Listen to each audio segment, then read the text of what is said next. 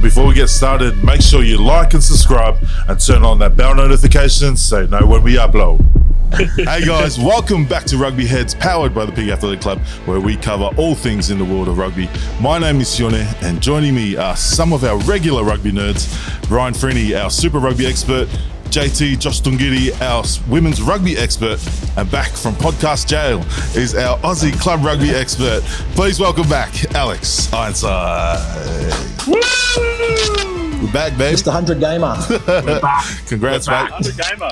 Congratulations, mate. Yeah, save it for your try or no try, mate. But before we carry on, if this is your first time joining us, please hit that like and subscribe button, as helps us get more people supporting the show. So hit that like and subscribe button, and make sure you tune in to some of our other episodes. Now, quick little rundown of today's show. We go through Ryan's try or no try, something that was I got a few. Something that was play on and something that was no try, offside. And then we go into our top performers of the week, our opportunity to give flowers to the players who stood out for us over the weekend's play. Then we debrief Super Rugby Round 8 and preview Super Rugby Round 9 before we drop our predictions for this weekend's Super Rugby W and Super Rugby AUPIKI finals.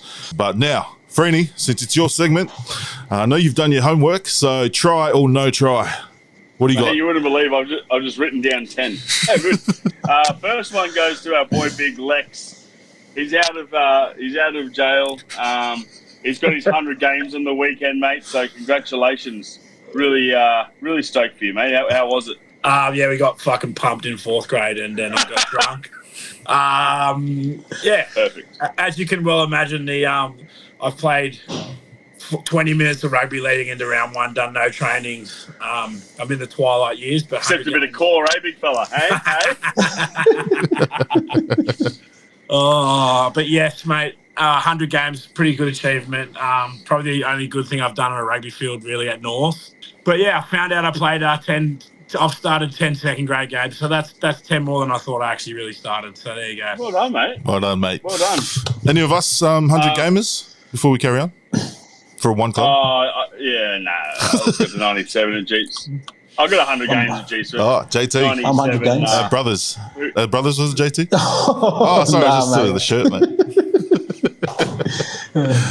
Our next one goes to Laurie Kramer. She's able to move from the 15 to the 10, and I tell you what, I reckon she's going to be starting for Wallaroos. I reckon too. Changed my mind. She can tackle, she can run, she can kick, and she can distribute the ball. And tell you what, keeping some people on the pine, how good. But yeah, shout out to Laurie Kramer. Next one goes to our boys, the Pig Athletic Club, Barbars, Hong Kong 10s.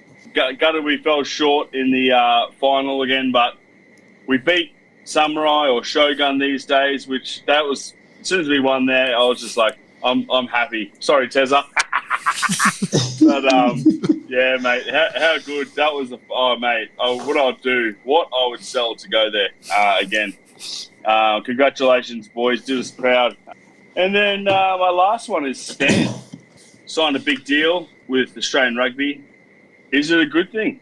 I don't know. I'll leave it up to you guys to decide. What do you reckon? I'm just bringing it up. I'll butt in here. I personally think it's a good deal. It's a lot more money. And everyone's saying go to KO because all the leagueies are on there. But I don't think KO would have offered close to the amount Stan have, and Stan's done a good job, especially with club rugby.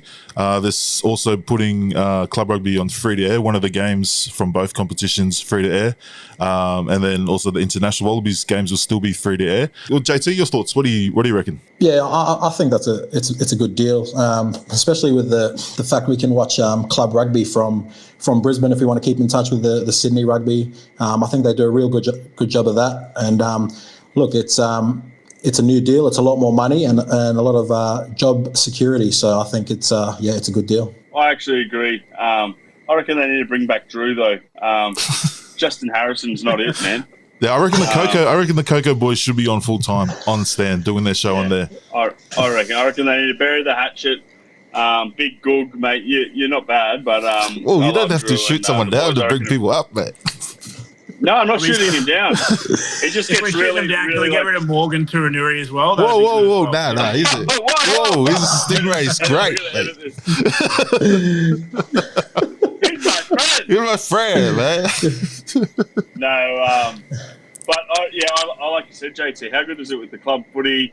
You know, all the recaps and stuff like that. I rated it. They've got the American recaps, Rucker Rivals. I can't deal with too much of the commentary on there, but it's good that it's there. But before one thing you reckon Stan should change for the better? We'll start with JT since Freeney's taken all the airtime so far. Sorry, mate. For the better? Yeah, just one thing you'd add or change. I'd put more free to air games on. Okay. I think, that's my one.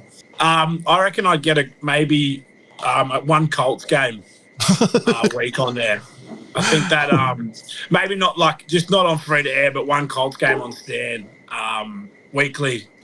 We neglect the under 20s development, and if you can get some guys thinking that they're going to be on match around or something.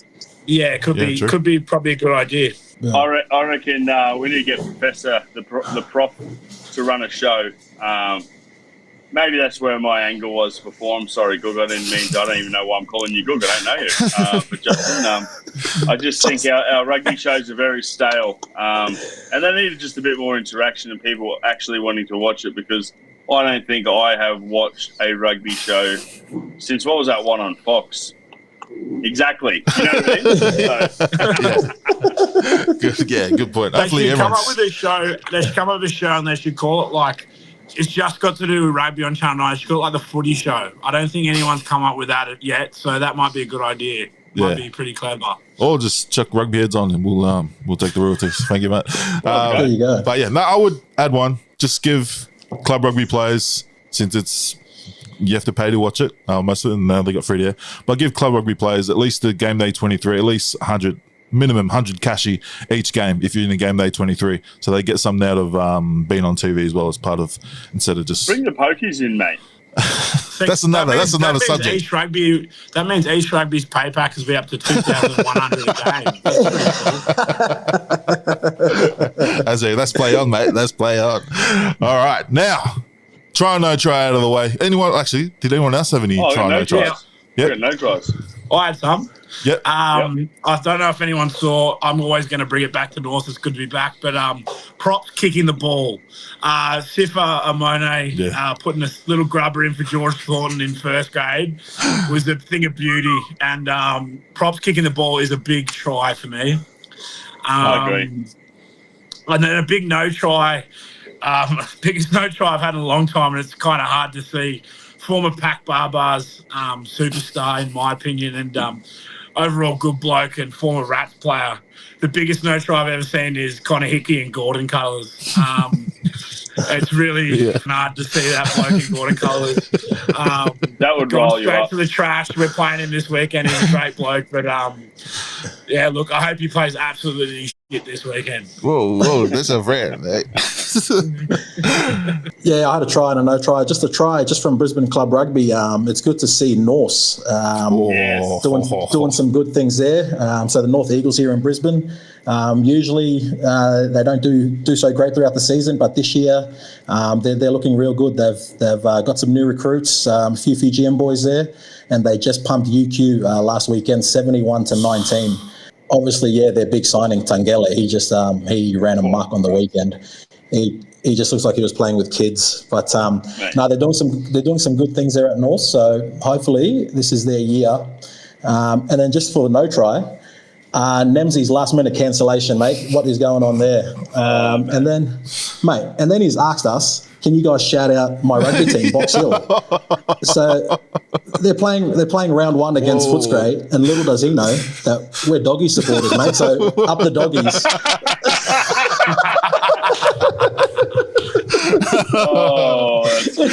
That's a good one, mate. Freddie, Leo, no tries? Me. The first one for not watching any footy on the weekend. So I'm flying blind this week, boys. The second time I got on the piss this year. So I had Friday, Saturday night doubleheader. The big fella was no good, mate. So I watched a couple of highlights, but I just couldn't be. So sorry about that. Sione and Big Lex's beef, mate. So let's just iron it out. So we'll just paint a picture here, boys. Big Lex just kept poking the big Yogi Bear over there, and he finally snapped. He's got Gator for a nickname for a reason, boys and girls. When he snaps, and remove Alec from the group. And he's like, oh, that guy's such a fucking asshole, man, ribbing on me. And I put my hands up. I kind of egged it on, and but then I was playing both sides, so I was like, Lex, man, he's overreacting. I'm so sorry. So yeah, I was sort of a bit of a puppet master in that. So sorry for making it worse, guys. But hey, here we are. We're back. We're back, baby. And then just my last no tries to the DRUA. I know Nems isn't here, so I can really tee off. We're just got to find out what's happening over there. Is there a lot of backpackers over there at the moment?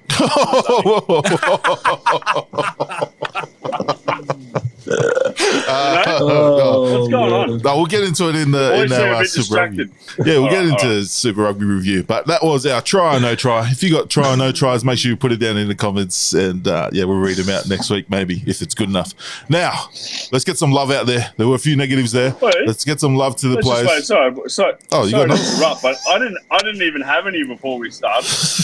Yeah, you did well, mate. Sometimes you got it. You either got it or you don't. It just Anyway, that's it. I was going to say it. Thanks for that, mate. But yeah, top performer of the week, JT. Who was your top performer of the week? My top performer was Joseph Suali'i. I think he was back to his best at fullback, his running game. I know they did lose against Moana, but it's good signs. Good signs for the Wallabies coming up to their June Test series. So yeah, he's looking real good in that fullback spot. Top performer, Alex, Big Lex.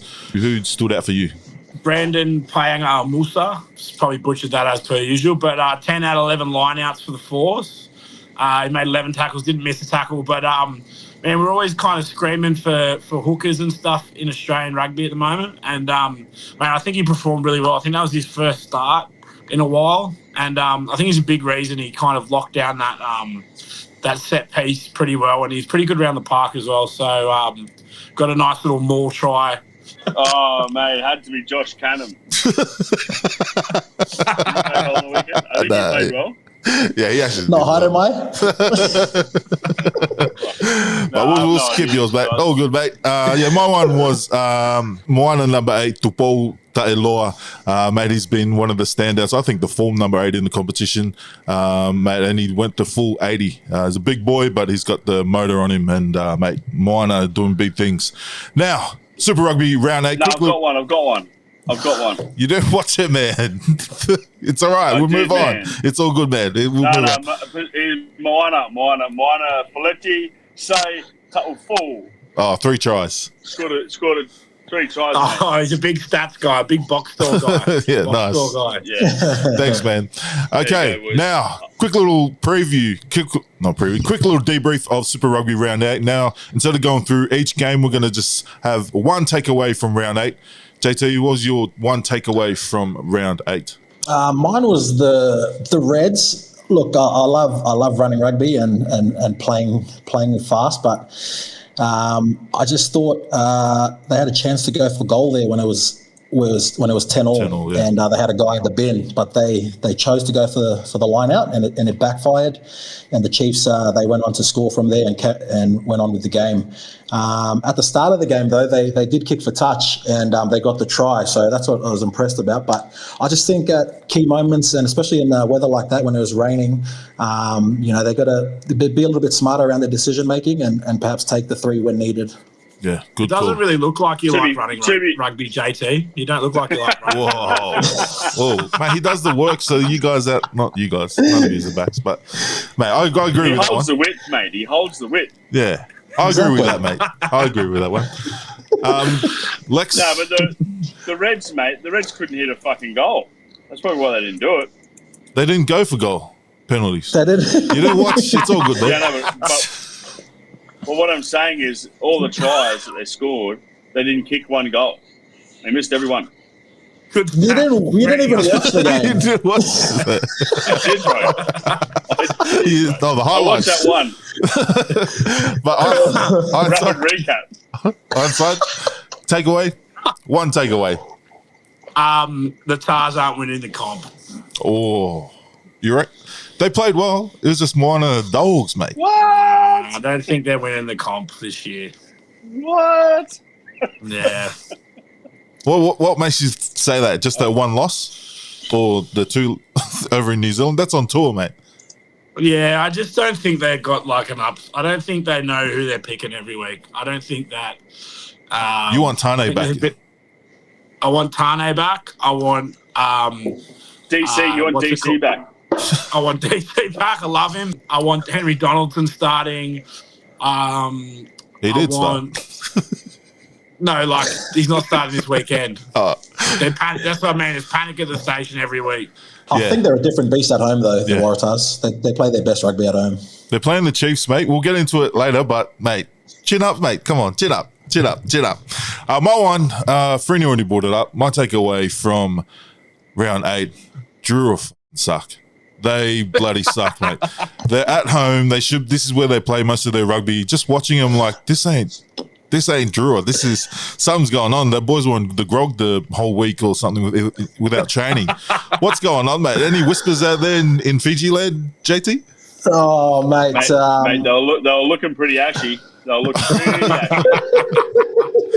fans turned out, but they didn't.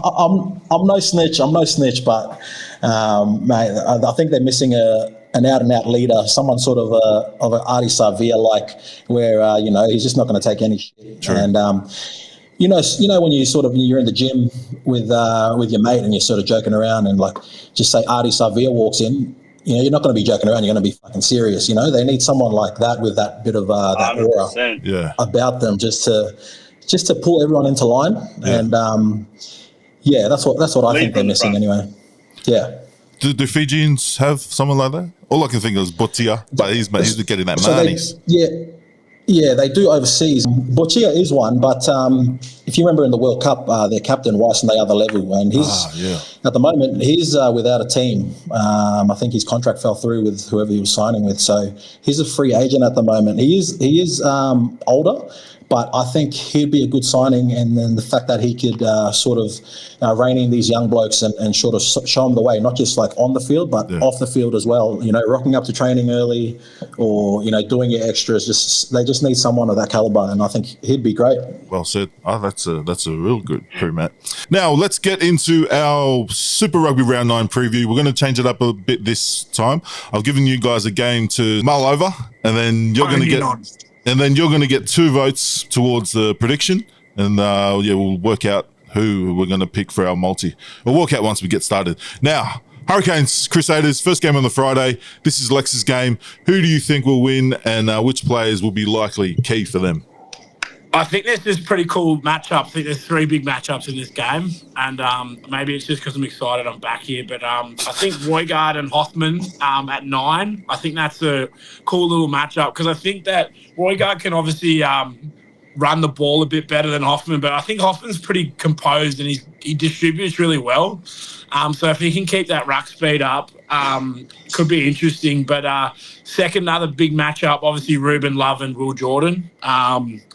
I think Will Jordan, I saw that someone said he runs like the Terminator, and it's something I've been thinking for a long time, and it's been pointed out. But, man, he's almost back to his best, I think. But I'm also keen to see how Ruben Love, that'll be a pretty cool attacking battle. But my biggest one, and shock, it's in the loose forwards. I think whoever gets over at each other, but Ethan Blackadder and Duplessis Karifi, I think that's the big matchup of the game. Karifi's obviously playing out of his skin. I hope he gets an All Black jersey at some point in like a bit more consistently in the next 12 months. But I'm going to go, I think they've got more to lose here, and I think that they've got to kind of start winning some games. I think they're actually pretty good siders. I think the Hurricanes are just going to get it over them in a close game, probably 1-12. 1-12. Hurricanes 1-12. Got 2 votes there. JT, you agreeing or?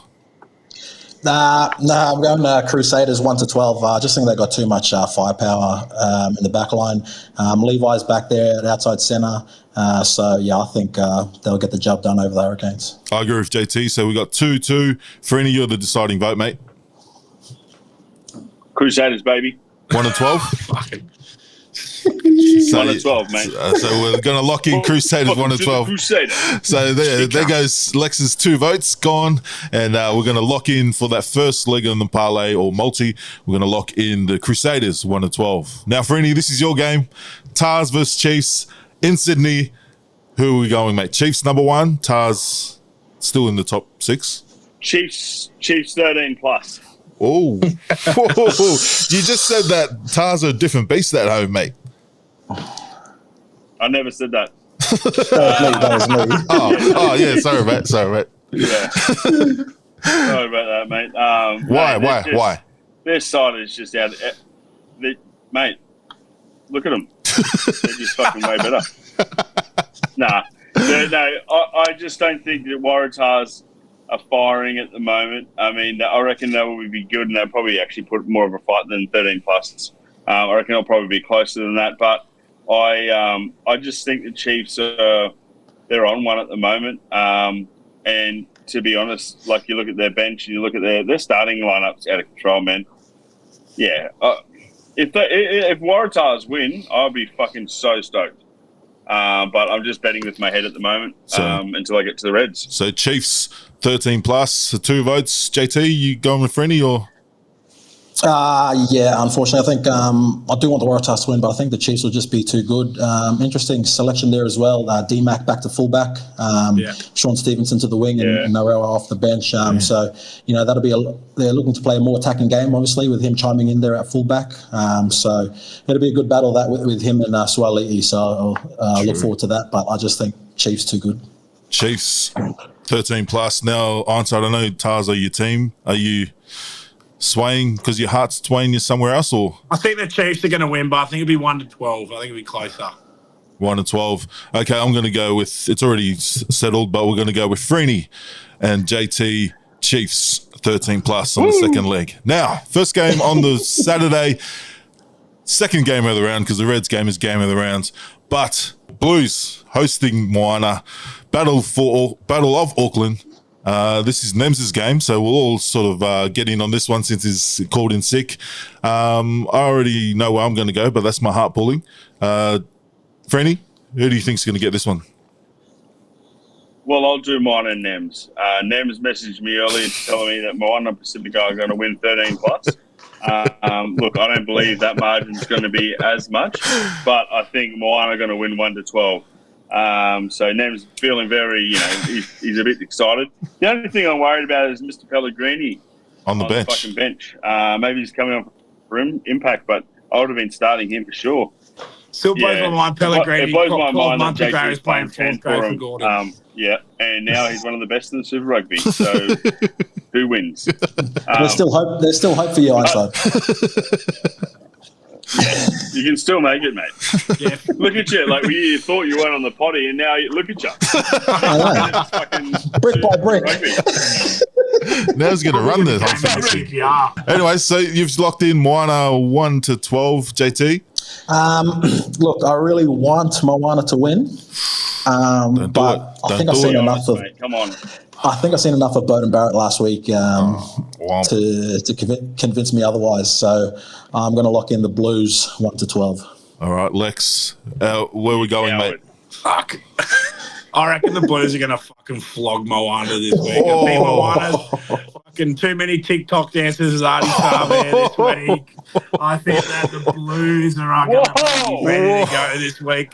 The Battle of Auckland, mate. South Auckland, they won't want to get up for it. It's at fucking Eden Park. No way. Whoa. Wow. Wow. So you're going Blues 1-12? I can see why you got... I can see why you got kicked off, mate. I had all Islanders, just Tongans. Who did you go, JT? Did you go 1-12 as well, Auckland? Oh, Blues? Yeah, Blues, yep. So you got Blues 1-12 there, and then Freeney's... I'm with Freeney here, Moana 1-12. So Let's go. Bring your wheelie bin, boys. They're fucking dancing. But Farina, who'd you say Nems was votes for? Moana, he said 13. So he's with us. Yeah, so I think we'll call that with us. So we're going to lock in Moana 1 to 12 in this one. Okay, now Highlanders Let's DRUA. go. Highlanders DRUA. This is JT's game. Who are you picking, mate? Who's your 2 votes goes to? Oh, mate, I think the Highlanders will get it done. It's do or die for Fiji, really, for DRUA. And they've been pretty disappointing. I know you guys touched on it, and it's pretty disappointing that, the first 3 rounds, I know they did lose, but they were showing some fight. They lost just by a few points, and then after the win against the Chiefs, you thought that here we go, we're on here, but it's just been downhill ever since, and especially against the Western Force, it was really embarrassing. And then again at home against the Crusaders. But I know we were giving the players a lot of shit, but I think the coach, Glenn Jackson, has to take some accountability as well. With the DRUA lineups, there's just been too much chopping and changing of the lineups. Some games there's been 19 changes, 15 changes. Like, it's just too many, and especially in the key positions of 9 and 10. I was just looking at some of the stats before. For the DRUA, 9 and 10 have only played back-to-back once. So it's changed for every other game, which is ridiculous. What's the go with that, do you know? Well, at the start of the year, he made it known that for the first 3 games, they were going to give everyone in the squad a go. So everyone was going to get a run. But then after that, you sort of think he's going to pick his best team for round 4 and so on. But it just hasn't happened. He's just changed it every week. And, the DRUA, they're feeling the effect of that. They just can't build any connections. They can't build any cohesion. They just look lost out there sometimes. And, it's real disappointing, especially after coming so far last year. And then this year there was a lot of high hopes for them. And, they're coming last. They're sitting at the bottom of the table. And then you see teams like Moana getting wins over Crusaders and all these big teams. And we just can't win a game at home as well, let alone away from home. The fact is, we haven't won away from home since 2003, which is crazy. And if you want to win a competition, you need to be winning on the road as well. I think the Highlanders will just be too good. There's another change in the halves again, although that's through injury with Frank Lamani out. So Kuruvuli slots in there to partner Ravula. So I think that'll help, but I just think the DRUA, their set piece last week against the Crusaders wasn't great, especially against the Western Force as well, and that was their lineouts. Their captain Tevita Ikanivere, his throwing has just been off par, so he's paid the price for that. He's been dropped for this game. But if DRUA are going to win, I just think they need to play a lot smarter. They've got to play a lot smarter. That's crazy. Too many silly offloads, too many miracle plays against the Crusaders, flicks out the back, especially from guys like Iosef Omasi. He's one of the experienced guys in that team. I just think he needs to lead a little bit more by example, and he's been named as captain this week as well. So, I'm hoping for a big game from him this week. But for the Highlanders, I think they just got to play simple, really, boring rugby, plug the corners. Send DRUA to the lineouts. Obviously, they don't have a good lineout record, but they are missing a few players, the Highlanders. So, the DRUA might be a chance. They're missing Sean Withy. He's got suspended for 3 weeks. He's been one of their best players at flanker there. Their hooker, Soana Vikena, Mitch Dunshea, and Caleb Tangita. We all know what he can do. So they're all out this week, which will really boost the DRUA's chances. But in good news for the Highlanders, they do get their co-captain, Hugh Renton, back, and also Jacob Ratumai Tavuki Nepkins. So he's a big in for them on the weekend. But I just think, Highlanders will be too good. I've got them 1 to 12. And also there's a Tongan international debuting as well for Highlanders on the wing. Taniela Filimone, is that right, Sione? Haven't been following Tonga rugby for a while since our downfall down to 20th position. Mate, Nems is going to hate this episode because he's drew a team. But, mate, they should be the best team like close to the top of the table. That's what I was expecting. They had a good season last year, and then they had the whole PNC, the DRUA squad together with some of the other internationals from overseas. They should have had all this settled instead of using the first 3 games to test out who's going to start. They should have had this already sorted, and that's what trial matches are for. I don't know what they're doing, mate.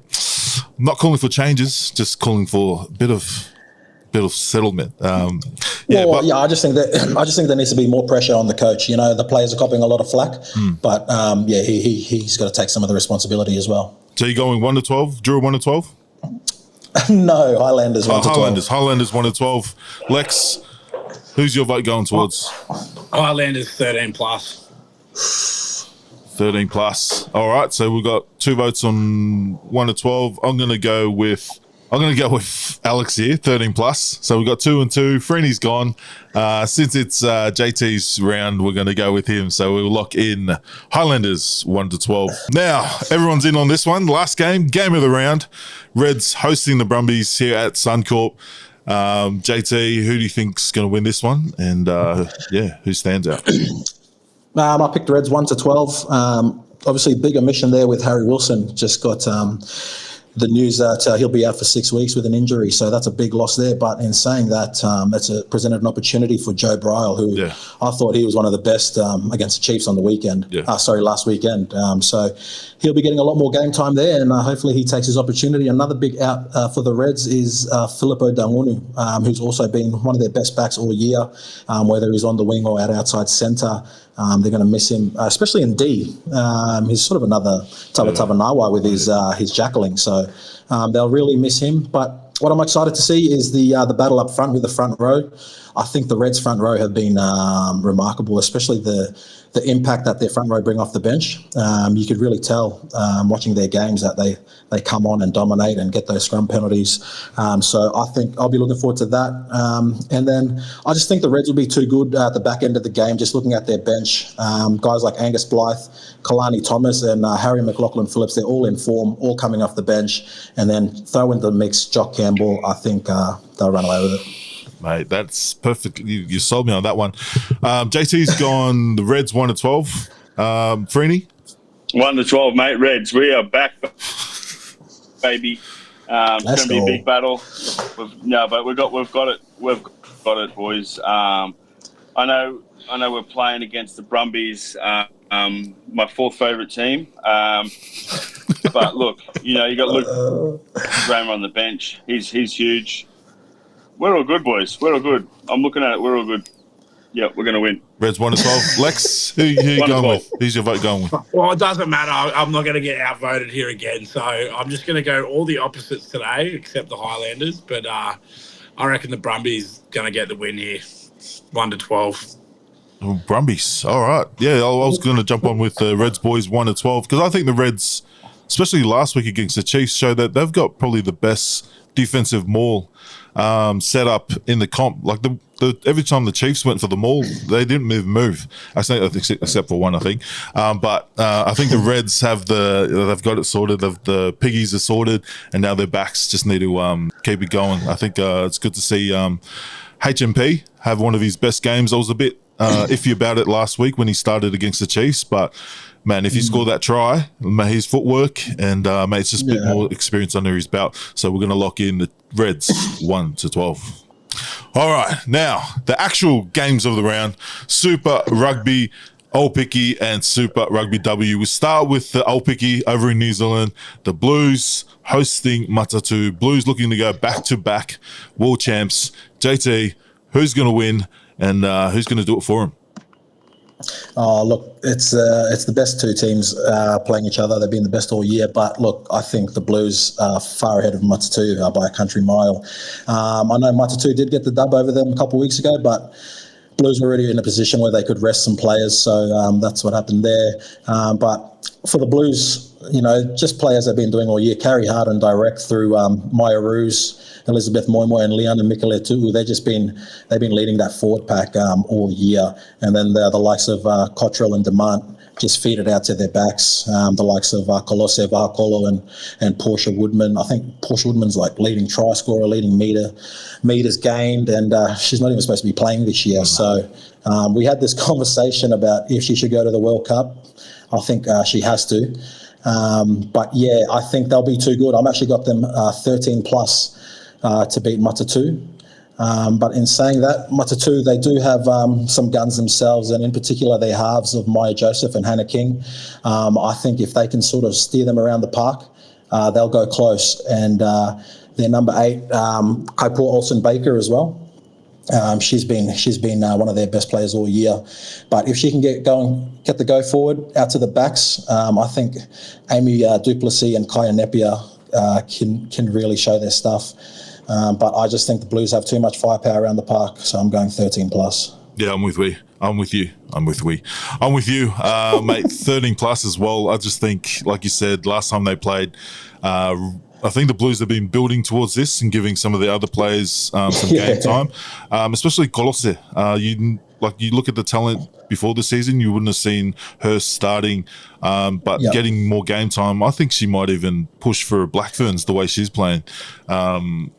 So it'll be interesting to see what Portia does, but I doubt Portia wants to. I think she wants the next generation to have their turn in the Black Ferns. But we'll get into it more next week, the Black Ferns and Wallaroo selections. But, mate, I see the Blues winning big here. Also, sorry, just with the Blues, the team lists aren't out yet, but they've got a lot of options in the backs because they've got Sylvia Brunn as well, who's been playing really well. And she could push Demand to 10 and Cottrell off the bench. And then you could have Portia at 13 with Kolose on the wing and Vahakolo on the other wing. So there's just firepower all over the park. I just think, they're going to be too good. Yeah, and even they didn't need another one added into the mix. They had Dolpha Basin. She was an injury replacement. And Brass, I think she's going to. I think she's going to push. I think she's more of a center the way she runs, and also she hasn't been going hard at the ball in the ruck. So I don't know if she's out and out 7, and they don't need it because what's her name from the Chiefs is too good. But I think she can cover probably back row and in the back. So I reckon she might be a smoky for Black Ferns. But we'll get into Black Ferns next week. So that's all. We've all gone the Blues in a big one as well. Now over this side of the ditch. Reds not hosting. It's in Alex's home field, North Sydney Oval. Reds and the Tars, Super Rugby W, Grand Final. They've been waiting for this one for a few years because DRUA has been ruining the party for this matchup.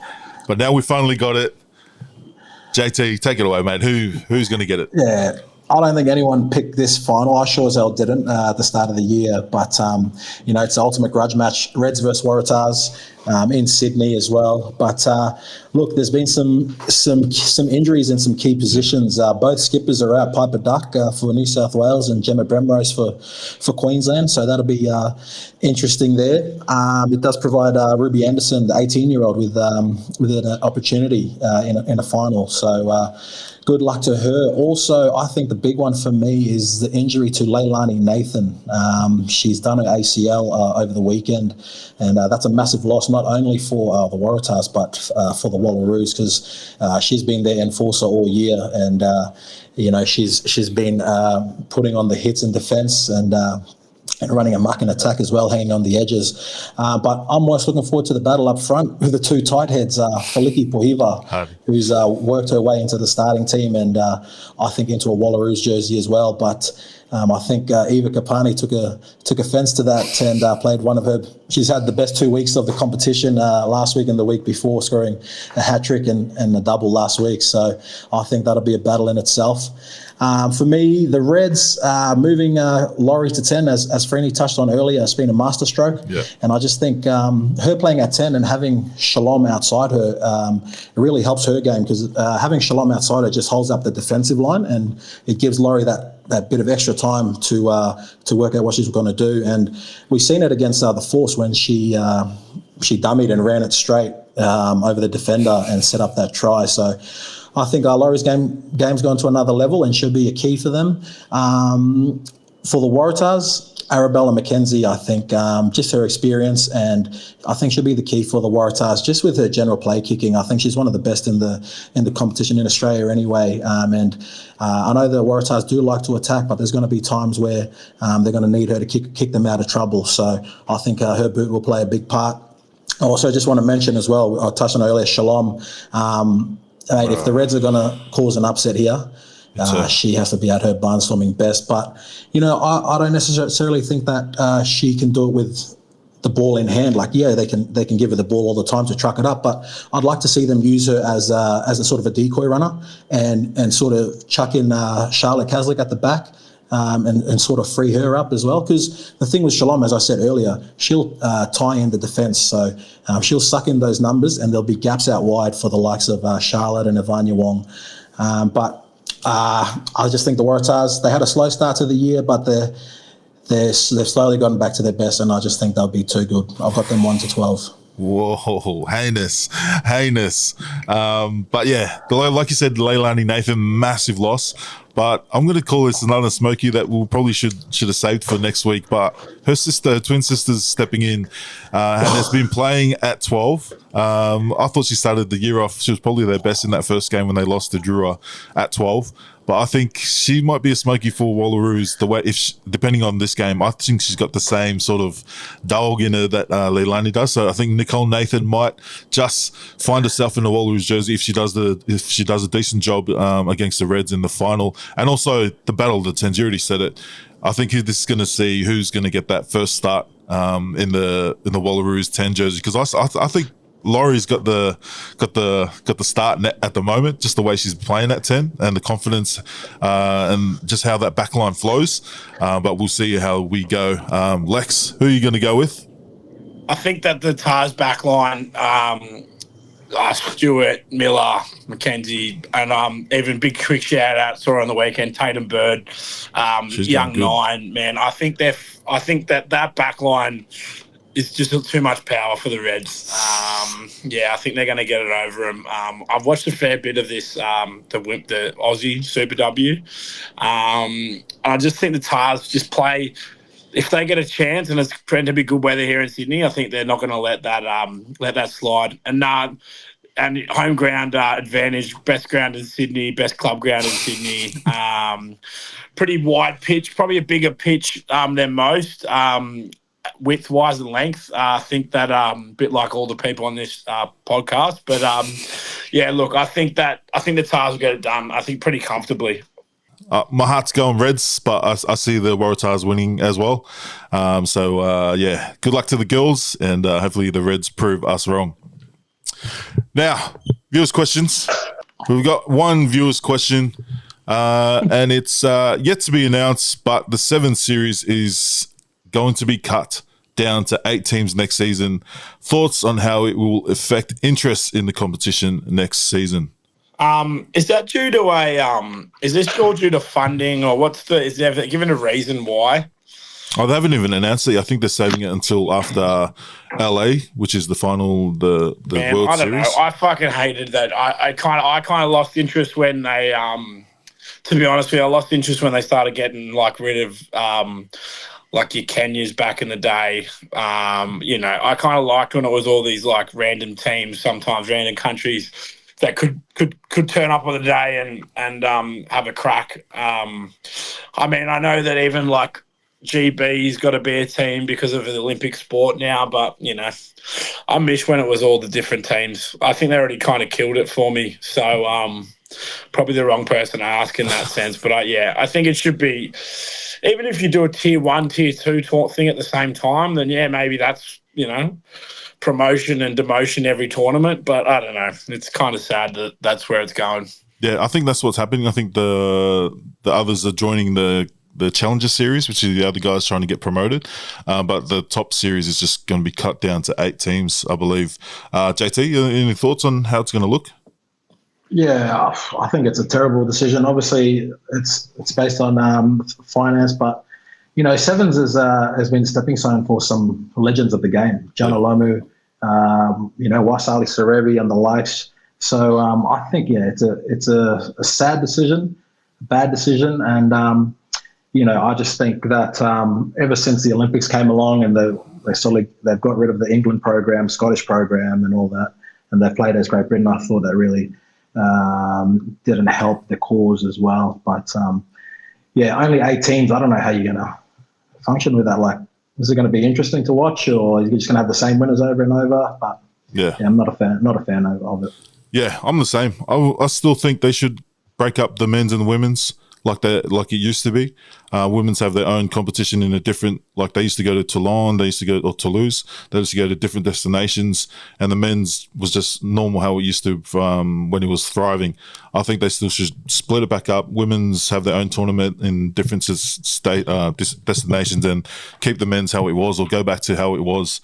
So it was only just a 2-dayer instead of trying to foot into 3 days. Like in Hong Kong, that first day, it was busy just because it was the new stadium, but you see the first day or second day of most of these World Series tournaments, there's no one in the stands. So I think they should try and squeeze it back to 2 days, and I don't think this is cutting it down. Probably won't do that. But yeah, hopefully. I think they go to the wrong places as well sometimes. Like, I don't think they go to the right places to play these tournaments. Imagine if they won like Fiji or like, they don't really, they're too worried about probably the marketing of it all, but they go to the wrong places, and I think it's at the wrong time of year in some places. So, I mean, it's Olympic sport now, but if you don't get the support for it, will that last? I don't know. Yeah, I'm with you. I reckon these guys should be playing club 15s and then having 7 series after the 15s.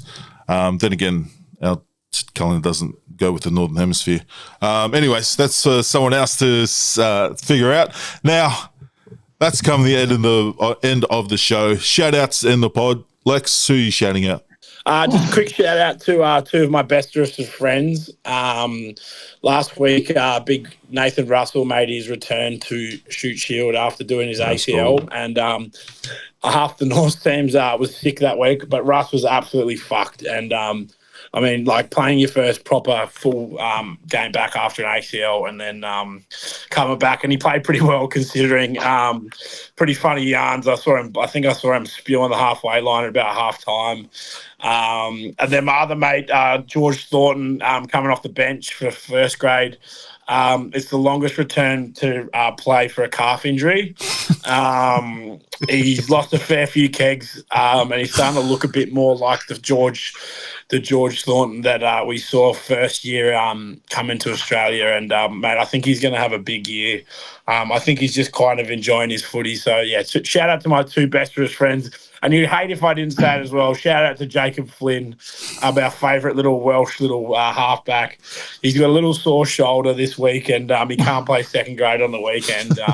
But he did make a nice little darting run in the game, and mate, good to see him back out there. So hope his shoulder's okay, so he can actually do some work as a father, because he doesn't really do much anyway. Oh, mate, good shout and good update on Norths. It's just still crazy to see Sifa there. I thought he'd be long in the Waratahs and pushing for Wallabies, but we'll get to that on next week's show. JT, shout outs. Just shout out. You might be wondering why I'm wearing this polo, but I just want to shout out to the 2025 Brothers women's team. My good mate Evelyn Horumia, Fonda's older sister, is coaching them. She's come over from Sydney, and she's made some new recruits, and she's building a good rugby program there. They've got a couple of wins so far this year, but just shout out to them, to the Brothers women's team. Nice. Are you coaching there as well, or just helping out? Running water. Oh, nice. Nice. Must be nice, mate. But yeah, my shout out. I know you already shout out Nem's ops, but my shout out is to Nems. He's coaching Box Hill, the Crazy Horses, I believe they're called, in the round 1 of the DRUA Shield down there in Melbourne against Cooperwoona's Footscray Bulldogs. So good luck to Nems and the boys from Box Hill. And also we got one sent in. They asked for Nems to do it because he's a rugby star, but we'll shout out the Barcelona Lions Rugby Club in the Cataluna Grand Final this weekend against Sabadell. So that's going to be about 2 of our listeners understanding that one. And also shout out to Frenny for jumping on and leaving halfway halfway through. But yeah, we'll see you boys next week. Boys, thanks for jumping on. And make sure if you punch in our picks for the multi, make sure you bet responsibly. Chuck a naughty $5 or a $10 on it and just see how it goes. And we'll see you next week. Like and subscribe, and adios.